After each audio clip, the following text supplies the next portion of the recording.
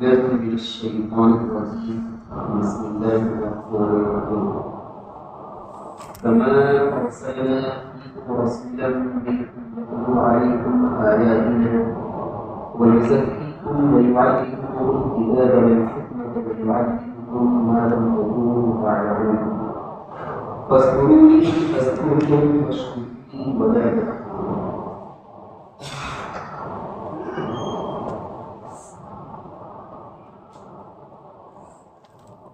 اللہ تبارک و تعالی نے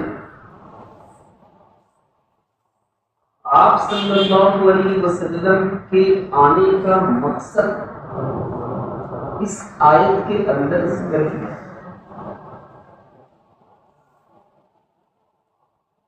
نبی اکرم کو نبی بنا کر بھیجنے کا مقصد کیا ہے؟ تین باتیں ذکر کی. قرآن کی تلاوت کریں گے اور تمہیں قرآن اور سنت رسول کی تعلیم دیں گے اور تزکیہ نفس کا کام کریں گے. دل کو پاک کر دینا، دل سے غیر اللہ کو نکال دینا. یہ تین مقصد کے لیے اللہ تبارک و تعالی نے نبی کے اکرم کو بھیجا.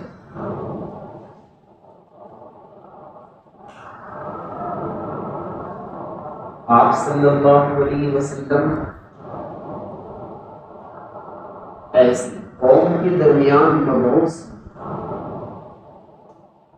مکمل طریقے پر عربی سے واقفیت رکھتی اور جس کتاب کو لے کر مبعوث ہوئے وہ عربی کے اندر ہی عربی جاننے والے صرف عربی کا قرآن دے دینا یہی کافی ہے. اس لیے قرآن کس زبان میں؟ عربی میں. لوگ بھی عربی جانتے ہیں، صرف ان کے پاس قرآن کو رکھ دینا یہی کافی. لیکن اللہ تبارک و تعالی نے نبی اکرم صلی اللہ علیہ وسلم سے عرض کیا کہ آپ لوگوں کے سامنے قرآن کریم کی تلاوت کیجیے.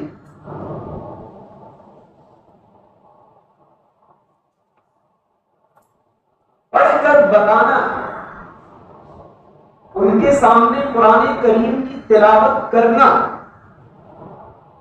صاف ظاہر ہوتا ہے جس طریقے پر قرآن کی تعلیم حاصل کرنا، اس کا معنی اور مطلب سمجھنا، اس کی تفسیر کو جاننا جس طریقے پر ضروری ہے اسی طریقے پر قرآن کی تلاوت کیسے ہوئے گی اسے بھی جاننا ضروری ہے.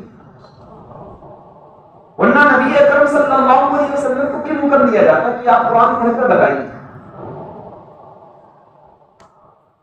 قرآن کی تعلیم ایک الگ مقصد اور اس کی تلاوت اور اس کا پڑھنا ایک دوسرا الگ مقصد، دونوں ہی مقصد. اسی وجہ سے فقہاء نے لکھا ہے وَالنَّظْمُ الْمَعْنَى جَمِيعًا، قرآن لفظ اور معنی دونوں کا. اگر کوئی شخص اس زبان میں جو ہمارے سامنے ہے قرآن نہیں پڑھتا، اس کا ترجمہ کر لیتا ہے فارسی زبان، اس کا ترجمہ کر لیتا ہے انگریزی زبان، اس کا ترجمہ کر لیتا ہے کسی اور زبان اور اسی کو وہ پڑھتا ہے، اسے نہیں کہا جاوے گا کہ تجھے قرآن کریم کی تلاوت کی ہے. سنا ہوگا فلاں شخص انگریزی کا قرآن پڑھتا ہے، فلاں شخص ہندی کا قرآن پڑھتا ہے، وہ قرآن نہیں ہے یہ پڑھا کرتا. انگریزی میں اس کا مطلب بیان کر دینا، ہندی میں اس کا مطلب بیان کر دینا، فارسی میں اس کا مطلب بیان کر دینا، اس کا قرآن میں نام نہیں ہے۔ قرآن اس لفظ کا نام ہے جو ہمارے اور آپ کے سامنے۔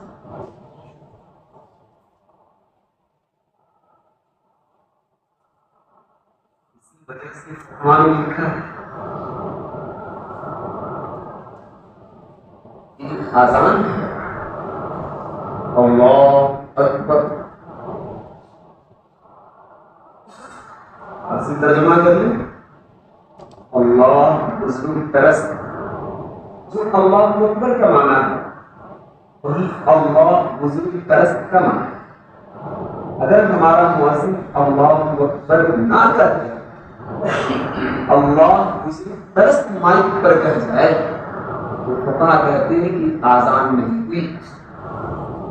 نبی نے اللہ بزرگ پرست نہیں بتایا، نبی نے بتایا اللہ اکبر۔ اللہ تبارک و تعالیٰ نے نبی اکرم صلی اللہ علیہ وسلم کو قرآن کریم کی تلاوت کا جو حکم دیا، اس قرآن کی تلاوت کا حکم دیا جو عربی زبان کے اندر لکھا ہے۔ اگر ہم فارسی زبان میں قرآن کریم کو پڑھ رہے ہیں، انگریزی زبان میں قرآن کریم کو پڑھ رہے ہیں، وہ قرآن کریم نہیں۔ قرآن کریم یہ زبان ہے۔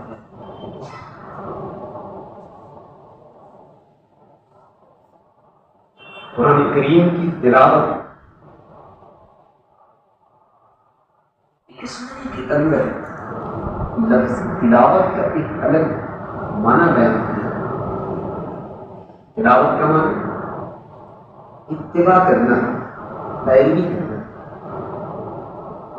قرآن کے پڑھنے کے ساتھ اللہ تبارک و تعالیٰ نے جہاں کہیں لفظ قرآن کریم کے اندر استعمال کیا ہے، لفظ تلاوت کا استعمال کیا۔ اس کا کیا مطلب ہے؟ ایک آدمی قرآن کریم پڑھتے وقت نبی اکرم صلی اللہ علیہ وسلم کی جتنی اتباع کرے گا، جیسے نبی اکرم صلی اللہ علیہ وسلم نے پڑھ کر قرآن کریم کو بتایا، اسی طریقے پر اگر وہ پڑھے گا تب کہا جائے گا کہ قرآن کریم کی تم نے تلاوت کی۔ اور اگر ویسے ہی پڑھ لیا اسے قرآن کریم کی تلاوت نہیں کہا۔ ہم اور آپ اپنے غریبان میں جھانک کر دیکھیں، خاص طور سے جو ہمارے پرانے لوگ ہیں، جو کہ پہلے کے زمانے میں قرآن کریم کی اتنی اچھی تعلیم نہیں جتنا کہ آج کے زمانے میں ائمہ، حفاظ، قراء، علماء کرام مل رہے ہیں اور قرآن کریم کی تعلیم جگہ جگہ دے رہے ہیں۔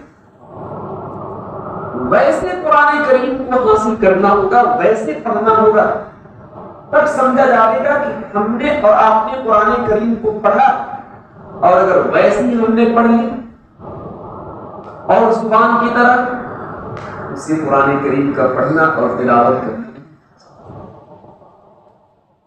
کہاں کھینچنا ہے، کہاں نہیں کھینچنا ہے، کس حرف کو کس جگہ سے نکالنا ہے، کہاں ناک میں آواز لے جانی ہے، یہ سارا سب کچھ نبی اکرم صلی اللہ علیہ وسلم قرآن کریم کی تلاوت کے درمیان بتا رہے ہیں۔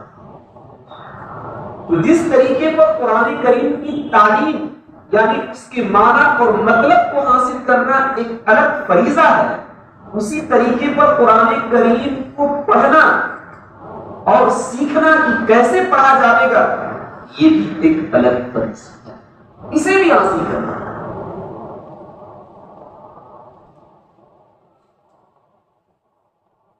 آج کے زمانے میں ترقی یافتہ لوگ کہے جاتے ہیں، غریب ان کی عقل کام کرتی ہے، بے سمجھے قرآن کریم پڑھنے کو فضول سمجھتے ہیں۔ کیا فائدہ جب کوئی سمجھتے ہی؟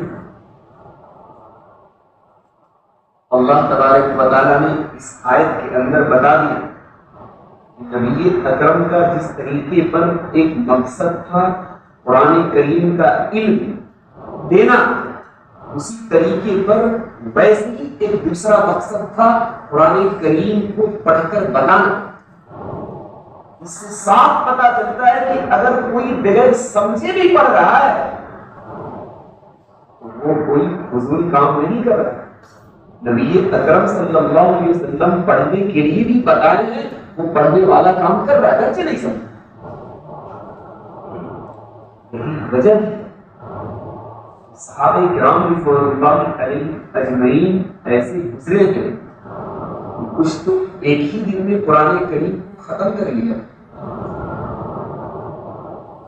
کچھ 2 دن میں کرتے، کچھ 3 دن میں کرتے، اور 7 دن کا تو ہر ایک کا الگ اپنا مشن تھا اور اپنا کام تھا. جبھی قرآن کریم کے اندر کتنی منزلیں؟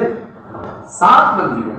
اس کا مطلب کہ 7 دن کے اندر وہ اکثر و بیشتر قرآن کریم کو مکمل کر لیا. اور کتنے حفاظ تھے، صحابیات کتنی حفاظ تھے. اگر قرآن کریم کے لفظ کو پڑھنا یہ اگر فضول ہوتا تو آپ صلی اللہ علیہ وسلم کے اصحاب کیوں پڑھتے؟ ایک دن میں کیوں ختم کریں؟ 3 دن میں کیوں ختم کریں؟ 7 دن میں کیوں ختم کریں؟ اس سے صاف پتہ چلتا ہے کہ قرآن کریم کی تعلیم اور اس کے معنی اور مطلب کو حاصل کرنا جس طریقے پر ایک فریضہ ہے، اسی طریقے پر قرآن کے لفظ کو صرف پڑھنا گرچہ ہمیں سمجھ میں نہ آئے یہ ایک دوسرا فرض ہے. اللہ کے نبی صلی اللہ علیہ وسلم نے صاف فرمایا الف لام میم. الف ایک الگ حرف ہے، لام ایک الگ حرف ہے، میم ایک الگ حرف ہے. ہر حرف پر 10 نیکیاں آپ کے نام اعمال میں لکھی جائیں گی، چاہے آپ سمجھ رہے ہو یا نہ سمجھ. صرف زبان سے آپ نے ادا کر لیا تو آپ نے دوسرا فریضہ جیسے پڑھنا ہے ویسے پڑھ لیا، اللہ تبارک و تعالیٰ آپ کے نام اعمال میں نیکیاں نہیں. نبی اکرم صلی اللہ علیہ وسلم کا ایک مقصد آنے کا قرآن کریم پڑھنے کو بتانا، کیسے پڑھنا. دوسرا مقصد قرآن کریم نے ذکر کیا ہے وَيُعَلِّمُكُمُ الْكِتَابَ وَالْحِکْمَةَ. قرآن کریم کی تعلیم دینے، احکام رسول کی تعلیم دینے، یعنی اس کا مطلب، اس کا معنی، اس کا مفہوم، اس کے اندر کیا مسائل ہیں اور اس کے اندر اللہ تبارک و تعالیٰ نے کیا بتایا ہے، لوگوں کو کس چیز کا حکم دیا ہے اور کس چیز سے منع کیا ہے، یہ ساری باتیں آپ صلی اللہ علیہ وسلم کے ذمہ تھی دوسرے مقصد کے طور پر کہ وہ اپنے صحابہ کو، وہ اپنی امت کو بتائیں. یہ دوسرا مقصد. آپ صلی اللہ علیہ وسلم جس طریقے پر پہلا مقصد مکمل طریقے پر ادا کیا، لوگوں کو قرآن پڑھنے کا طرز بتایا، اسی طریقے پر دوسرا مقصد بھی آپ صلی اللہ علیہ وسلم نے ادا کیا کہ قرآن کے اندر ہے کیا، اس کی تعلیم اپنے آپ کو دے کر.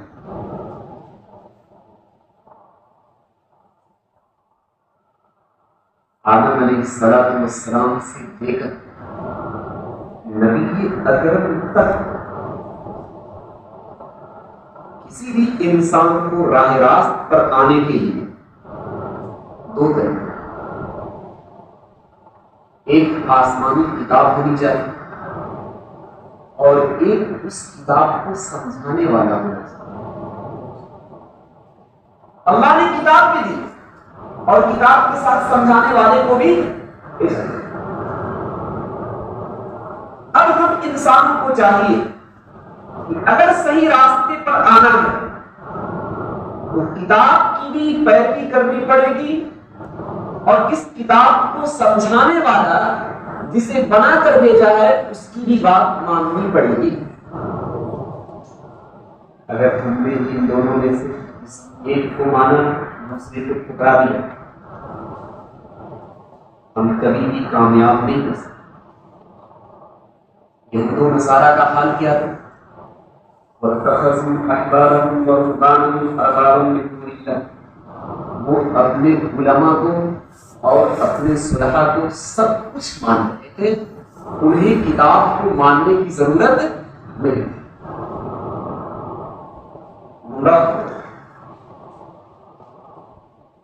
علماء اور صلحاء کو ماننے کے ساتھ ساتھ کتاب کو بھی ماننی پڑے گی. اس کے برخلاف ایک دوسری جماعت آج کے زمانے میں وجود میں آئی. سمجھانے والوں کو، علماء کو اور صلحاء کو نہیں مانا، وہ صرف کتاب کو مانا. قرآن کے اندر کیا لکھا ہوا ہے، حدیث کے اندر کیا لکھا ہوا ہے، ہم خود سمجھ لیں. علماء کو سمجھانے کی ضرورت نہیں. آپ ذرا سوچیں، یہ عربی کا مضمون اور یہ عربی کی کتاب عرب کے درمیان میں آئی، سمجھانے والوں کو بھیجنے کی کوئی ضرورت نہیں تھی. اللہ تبارک و تعالیٰ نے قرآن کو نازل کر کے سمجھانے والے نبی اکرم صلی اللہ علیہ وسلم کو بھی بھیجا. اس سے صاف پتہ چلتا ہے کہ صرف کتاب کو مان لینا اور سمجھانے والوں کو نہ ماننا یہ کامیابی کی دلیل نہیں.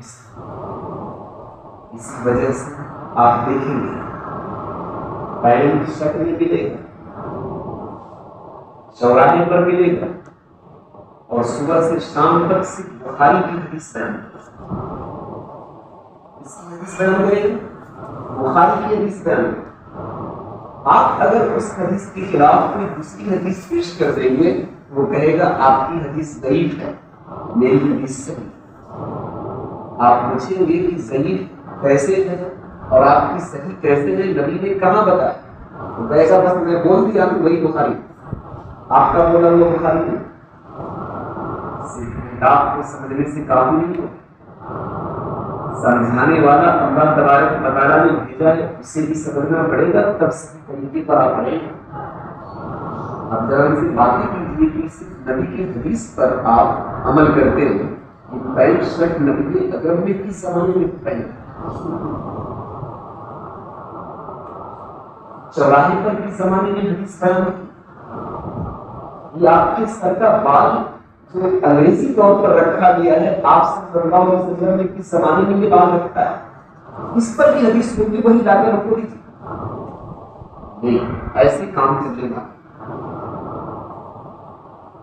آدم علیہ السلام سے لے کر اب تک یہی اصول رہا ہے، کتاب کو بھی ماننی ہے اور کتاب سمجھانے والے کو بھی، بغیر اس کے کوئی چاہ. اللہ تبارک و تعالیٰ نے جگہ جگہ فرمایا یا ایھا الذین آمنوا اتقوا اللہ وکونوا مع الصادقین. تقوی والوں سچے لوگوں کے ساتھ رہو. یہ کچھ لوگوں کا پتہ کیوں دے رہا اللہ تعالیٰ؟ کر دیتا قرآن کریم اور حدیث کے ساتھ رہو، دکھا سچے لوگوں کو پکڑو. اس کا مطلب کہ جو قرآن و حدیث سمجھنے والے ان کا پتہ دے رہا ہے کہ ان کو پکڑو. اولئک هم الصادقون، یہی لوگ سچے ہیں. اولئک هم المتقون، یہی لوگ متقی. یہ متقیوں کا پتہ کیوں دے رہا ہے؟ سورہ فاتحہ ہم اور آپ روزانہ پڑھتے ہیں. اهدنا الصراط المستقيم صراط الذين أنعمت عليهم غير المغضوب عليهم ولا الضالين. پتہ دیا تم صراط مستقیم مانگ رہے ہو. صراط مستقیم وہ ہے جس پر لوگ چلے ہیں، ہم نے انعام عطا کیا، ان کو پکڑو. البتہ دو لوگوں کو مت پکڑ، جو گمراہ ہو گئے، جو بھٹک گئے. یہ صراط مستقیم ہم نے مانگی تو اللہ تبارک و تعالیٰ نے کچھ لوگوں کو بتا ان کو پکڑو جن پر ہم نے انعام مانگی. یہ کچھ لوگوں کو پتہ کیوں دیا؟ اس کا مطلب کسی کتاب مانگنے سے کچھ کام نہیں چلے گا. جو کتاب کو سمجھنے والے ہیں ان کی بھی ماننی پڑے گی. آپ صلی اللہ علیہ وسلم نے ایک موقع پر فرمایا علیکم بسنتی وسنتی خلفاء الراشدین، میری سنت کو لازم کرو اور جو خلفاء راشدین ہیں ان کی سنت کو لازم کرو. کیا ضرورت ہے خلفاء راشدین کا پتہ نہیں؟ آپ صلی اللہ علیہ وسلم کہہ دیتے قرآن کو پڑھو میری سنت کو پڑھ لو کامیاب ہو جاؤ. لیکن آپ صلی اللہ علیہ وسلم نے اپنی سنت کے ساتھ ساتھ خلفائے راشدین کے طور طریقے کو بھی پکڑنے کو لازم بتا دیا. اس سے صاف پتہ چلتا ہے کہ صرف کتاب کو مان لینے سے کوئی کام نہیں چلے گا. جو کتاب کو سمجھنے والے ہیں ان کی بھی بات ماننی پڑے گی. اور آپ کیا سمجھتے عربی کتنی جانتے کچھ نہیں. قرآن کے اندر کہاں کیا ہے ہمیں اب آپ کو سمجھ میں آئے گا نہیں سمجھ. علماء کا سہارا لینا پڑے. اور بالکل واضح بات ایک ڈاکٹری کا فن پڑھنے والا انجینئرنگ کا فن پڑھنے والا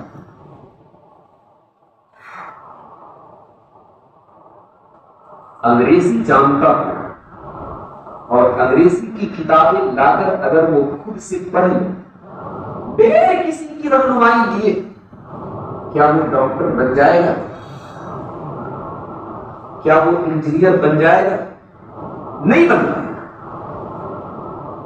اس تجربے سے بھی پتا چلتا ہے کہ کسی بھی فن کو اور کسی بھی ہنر کو حاصل کرنے کے لیے جو ہنر جانتے ہیں ان سے کچھ تعلیم لینا ضروری ہوتا ہے. یہ سب ہنر ہم حاصل نہیں کر سکتے. یہ قرآن کا ہنر اور حدیث کا ہنر خود سے حاصل کر لیں گے نہیں. جو قرآن اور حدیث جانتے ہیں ان کا سہارا لینا ہوگا تب جا کر ہم قرآن اور حدیث کا علم حاصل کر سکتے ہیں. وَيُعَلِّمُكُمُ الْكِتَابَ یہ آپ صلی اللہ علیہ وسلم کا دوسرا مقصد تھا کہ پہلا مقصد آپ لوگوں کو قرآن کیسے پڑھنا ہے یہ بتا دیجیے. دوسرا مقصد اس قرآن کے اندر ہے کیا حدیث کے اندر ہے کیا وہ بتا دیجیے. آپ صلی اللہ علیہ وسلم کو ایک تیسرے مقصد کے ساتھ بھیج دیا وَيُزَكِّيكُمْ تزکیہ نفس کا کام. اس کا دو ایک ظاہری صفائی اور ایک دل کی صفائی. ظاہری صفائی یہ کہ کہیں ہمارے کپڑے پر کہیں جسم پر کوئی نجاست اگر پیشاب لگ جائے تو کیا ہم نماز پڑھ سکتے ہیں؟ نہیں پڑھ سکتے. اگر کہیں پاخانہ لگا ہوا ہو تو ہم نماز پڑھ سکتے ہیں؟ نہیں پڑھ سکتے. اللہ تبارک و تعالیٰ نے فرمایا کہ ایسی بھی صفائی آپ اس امت کو بتا دیجیے. ظاہری طور پر بھی جو گندگی ہے اسے بھی صاف کرنا ضروری ہے. اور ایک ہے دل کی صفائی. آپ امت کو یہ بھی بتائیے پیٹ میں رکھا اللہ, بچپنے کے زمانے میں غذا کا انتظام کیا اللہ, جوانی کی عمر میں بھی اللہ نے, بڑھاپے کی عمر میں بھی اللہ رکھے ہوئے, پیدا کرنے والا اور شروع سے اخیر تک تربیت دینے والا اور اس نہج تک اور اس ترقی تک پہنچانے والا صرف اور صرف اللہ کی ذات ہے. اس لیے تمہارے دل کے اندر اللہ ہونا چاہیے, اللہ کے علاوہ کسی اور کی عبادت نہیں. یہ بھی بتائیے, یہ بھی بتائیے تکبر یہ نہیں, بڑائی کا اظہار یہ نہیں, غیبت چغلخوری یہ نہیں, برائی یہ نہیں. یہ ساری چیزوں کی تعلیم دے کر اللہ تبارک و تعالیٰ نے نبی اکرم کو بھیجا اور کہا کہ اس طریقے پر بھی صفائی آپ کی کرنی ہے. تو یہ تین مقاصد کے ساتھ اللہ تبارک و تعالیٰ نے نبی اکرم کو بھیجا. یہ قرآن کریم کی تلاوت کر کے بتائیے کہ کیسے قرآن کریم پڑھا جائے, قرآن کریم کے اندر ہے کیا اسے بھی بتائیے تاکہ امت کو چلنے میں اور عمل کرنے میں آسانی ہو. تزکیہ نفس کے لیے جو ظاہری نجاست لگی ہوئی ہے اسے بھی پاک کرنے کا طریقہ بتا دیجیے. اور جو باطنی نجاست ہے کہ دل کے اندر کیا ہے، اس کی اخلاق کیسے ہے، یہ بھی بتا دیجیے تاکہ مکمل طریقے پر امت کے دل کی صفائی ہو۔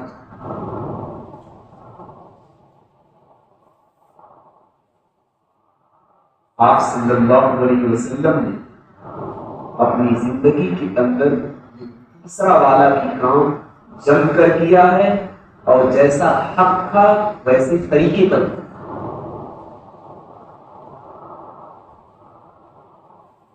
صحابہ کی زندگی پڑھنے سے پتہ چلتا ہے کہ وہ زمانے جاہلیت میں کیسے تھے۔ زندگی اچھا کہا ہے، خود نفع جراح پر اوروں کے حامی بن گئے، خود نفع جراح پر اوروں کے حامی بن گئے۔ کیا نظر تھی جس نے لوگوں کو مسیحا کر دیا۔ اشداء علی الکفار رحماء بینہم تراہم رکعا سجدا یبتغون فضلا من اللہ۔ آپس میں وہ ایک دوسرے سے محبت، غیروں کے خلاف وہ سخت، اور آپ ان کو دیکھیں گے سجدے کی حالت سے، رکوع کی حالت میں، اور صرف ان کا مقصد اللہ تبارک و تعالیٰ کی رضامندی اور اللہ کی خوشنودی کو حاصل کرنا۔ آپ صلی اللہ علیہ وسلم ان کی دل پر محنت کر کے اس محض تک پہنچا چکے تھے کہ ہر ایک کام کے اندر صحابہ کرام رضوان اللہ علیہم اجمعین اللہ کی رضامندی کو تلاش کریں۔ یہی وجہ لاکھ سے زائد صحابہ تھے، لیکن مدینہ المنورہ میں آپ چلے جائیے، جنت البقیع کے اندر سے 10,000 صحابہ کی قبریں ہیں۔ بقیہ کہاں گئے؟ اللہ کی رضامندی اور خوشنودی کو حاصل کرنے کے لیے پوری دنیا کے اندر پھیلے۔ اللہ کے نبی صلی اللہ علیہ وسلم نے دل پر اتنی محنت کی تھی کہ جو اللہ کے نبی صلی اللہ علیہ وسلم وہ حکم دے کر گئے، وہ آخری سانس تک اس کام کو کرتے ہیں۔ وَيُزَكِّيكُمْ، یہی مقصد۔ اخلاق اتنے اچھے، دل ایسا بنا ہوا ہو کہ اللہ کے حکم آ جانے کے بعد پھر اس کی ادائیگی میں ذرہ برابر کوئی دقت اور کوئی پریشانی نہیں۔ تبھی میں نے بولا اللہ کا حکم ایک حج کا آیا، دل ایسا بننا چاہیے اگر یہ موسم آ جائے اور ہم اس فریضے پر قدرت رکھتے ہیں، اتنا مال اللہ تبارک و تعالیٰ نے ہمیں اور آپ کو دیا ہے، تو پھر بیچ میں کوئی حائل نہیں ہونا چاہیے، بلکہ اس کی ادائیگی فوراً طریقے پر ہو۔ وہ یہ سب کی اور وہ آپ کی تزکیہ نفس کریں گے۔ وَيُعَلِّمُكُم مَّا لَمْ تَكُونُوا تَعْلَمُونَ، اور تمہیں ایسی چیزوں کی تعلیم دیں گے جو تم نہیں جانتے۔ تو یہ آپ صلی اللہ علیہ وسلم کا مقصد ہے، قرآن کریم کی تلاوت کرنا اور قرآن اور احادیث کے اندر جو مسئلے مسائل ہیں انہیں لوگوں تک پہنچا دینا، اور ایسی تزکیہ نفس کا کام کرنا تاکہ ان کا دل ہر اعتبار سے صاف ستھرا اور پاک صفاف بن جائے۔ کما ارسلنا فیکم رسولا منکم یتلو علیکم آیاتنا، اللہ تبارک و تعالیٰ نے فرمایا کہ دیکھو ہم نے تمہیں ایک نعمت دی اس سے پہلے گزر چکی، تمہارا قبلہ مغرب کی طرف یعنی خانے کعبہ کو بنے قیامت تک کی۔ دوسری نعمت ہم نے یہ دی کہ ہم نے تمہارے درمیان ایک رسول کو بھیجا جو صرف تمہارا ہی نہیں بلکہ پوری مخلوق کا رسول ہے اور رسول کا سرکار۔ ہم تمہیں کیا کرنا ہے؟ فَاذْكُرُونِی، مجھے یاد کرنا۔ پھر میرا کام کیا ہوگا؟ اگر مجھے یاد کر لو گے تو میں بھی تمہیں یاد کروں۔ اگر اللہ تبارک و تعالیٰ ایک مرتبہ بھی مجھے یاد کر لے تو بس آپ یہ سمجھیے میری دنیا بھی بن جائے گی اور میری آخرت بھی۔